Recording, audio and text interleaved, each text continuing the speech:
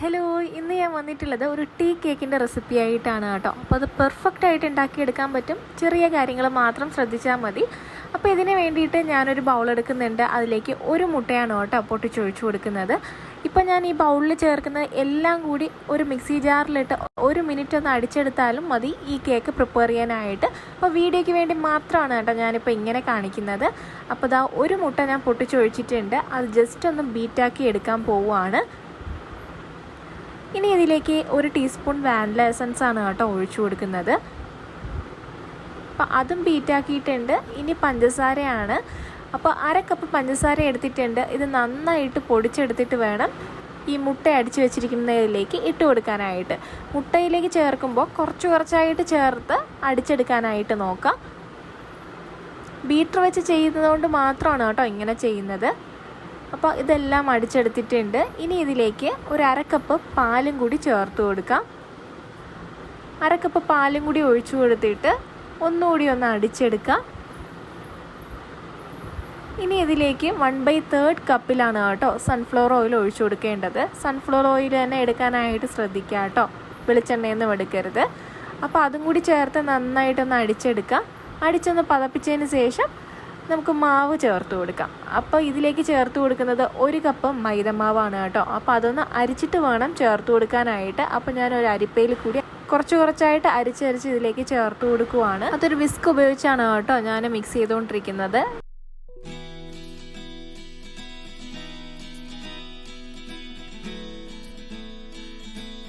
ഇനി ഒരു 1/2 ടീസ്പൂണോളം ബേക്കിംഗ് സോഡ ചേർത്ത് കൊടുക്കാം. 1 ടീസ്പൂൺ അളവിൽ ബേക്കിംഗ് പൗഡറും കൂടി ചേർത്ത് കൊടുക്കുക. നന്നായിട്ടൊന്നും മിക്സാക്കി എടുക്കുക.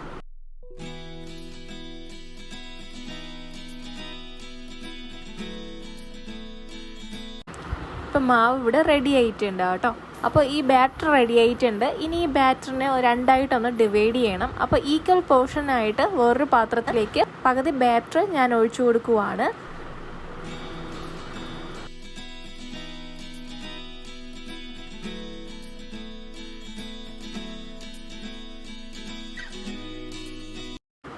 ഇനി ഒരു ബൗളിലേക്ക് 2 ടേബിൾ സ്പൂണോളം കൊക്കോ പൗഡർ ആഡ് ചെയ്ത് കൊടുക്കുകയാണ്. ഞാൻ അരിച്ചാണ് കേട്ടോ ചേർത്ത് കൊടുക്കുന്നത്. ഇതിലേക്ക് 1 ടേബിൾ സ്പൂൺ അളവിൽ പാലും കൂടി ചേർത്ത് കൊടുക്കുക. ഇനി ഇത് നന്നായിട്ടൊന്ന് മിക്സാക്കി എടുക്കുക. അപ്പോൾ വാനില മിക്സും ചോക്കോ മിക്സും റെഡി ആയിട്ടുണ്ട്. ഇനി ഇതൊരു കേക്ക് മോൾഡിലേക്ക് മാറ്റി കൊടുക്കാം. അതിനായിട്ട് 6 ഇഞ്ചിൻ്റെ കേക്ക് മോൾഡാണ് ഞാൻ എടുത്തിട്ടുള്ളത്. അതിലേക്ക് ഒരു ബട്ടർ പേപ്പർ വെച്ച് കൊടുത്തിട്ടുണ്ട്. ഇനി ആദ്യത്തെ ലെയർ വാനിലയാണ് കേട്ടോ ഒഴിച്ചു കൊടുക്കുന്നത്. ആൾട്ടർനേറ്റ് ആയിട്ട് ഓരോ സ്പൂൺ വീതം ഒഴിച്ചു കൊടുക്കാം.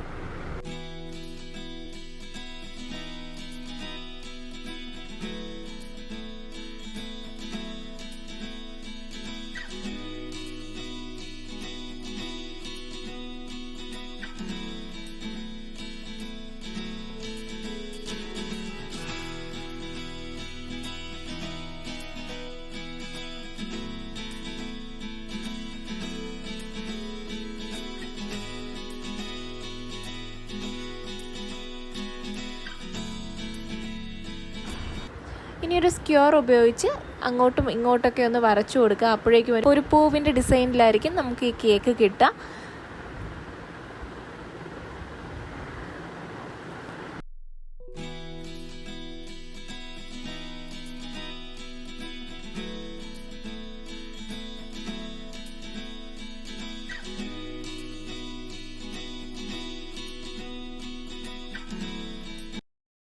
ഇനി ജസ്റ്റ് ഇതൊന്ന് ടാപ്പ് ചെയ്ത് കൊടുക്കുക. ഇനി 10 മിനിറ്റ് പ്രീ ഹീറ്റ് ചെയ്യാൻ വെച്ചിരിക്കുന്ന ഒരു പാത്രമാണ് കേട്ടോ ഇത്. അപ്പോൾ ഞാനൊരു തട്ട് വെച്ച് കൊടുത്തിട്ടുണ്ട് ഈ പാത്രത്തിൻ്റെ അകത്ത്.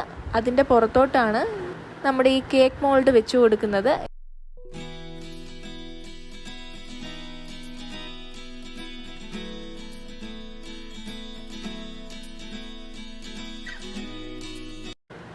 ഒരു 25 മിനിറ്റ് മുതൽ 30 മിനിറ്റ് വരെയൊക്കെ ആകുമ്പോൾ തന്നെ ഈ കേക്ക് റെഡി ആയിട്ട് കിട്ടും. ഞാനിപ്പോൾ ആ മൂടിയൊന്ന് മാറ്റിയിട്ടുണ്ട് കേട്ടോ.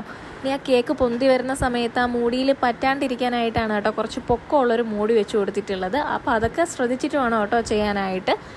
അപ്പോൾ കേക്ക് ഇവിടെ റെഡി ആയിട്ടുണ്ട്. എനിക്ക് 25 മിനിറ്റ് ആയപ്പോൾ ഈ കേക്ക് ബേക്കായിട്ടുണ്ട്. അപ്പോൾ ഒരു സ്ക്യൂർ വെച്ചൊന്ന് കുത്തി നോക്കുവാണേ. അപ്പോൾ കുത്തി നോക്കിയപ്പോൾ കേക്കിൻ്റെ വേവെല്ലാം കറക്റ്റാണ്. അപ്പോൾ ഇത് തണുക്കാനായിട്ടൊന്ന് മാറ്റി വെച്ചേക്കുവാണേ.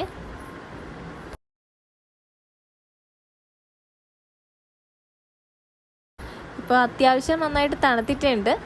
നല്ല സോഫ്റ്റ് ആയിട്ടുള്ള കേക്കാണ്, നല്ല ടേസ്റ്റിയുമാണ്. അധികം ഒരുപാട് ഓവർ മധുരമൊന്നും ഇല്ലാത്ത നല്ല ടേസ്റ്റി ആയിട്ടുള്ളൊരു കേക്കാണ് കേട്ടോ. നമുക്ക് മടുക്കാണ്ട് കഴിക്കാനായിട്ട് പറ്റും. അപ്പോൾ ഈ ബട്ടർ പേപ്പർ എല്ലാം ഒന്ന് മാറ്റി കൊടുത്തിട്ട് കട്ട് ചെയ്ത് കാണിക്കാവേ.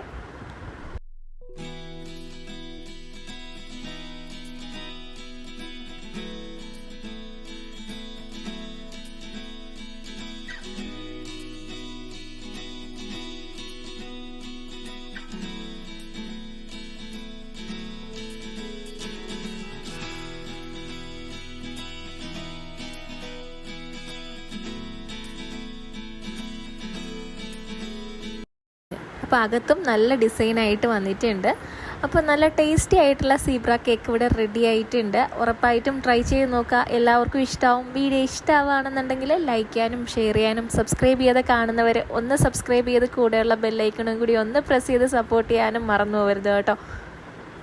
അപ്പോൾ നല്ല സ്പഞ്ചി ആയിട്ടുള്ള കേക്കാണ്, ഉറപ്പായിട്ടും ട്രൈ ചെയ്യുക, എല്ലാവർക്കും ഇഷ്ടമാവും.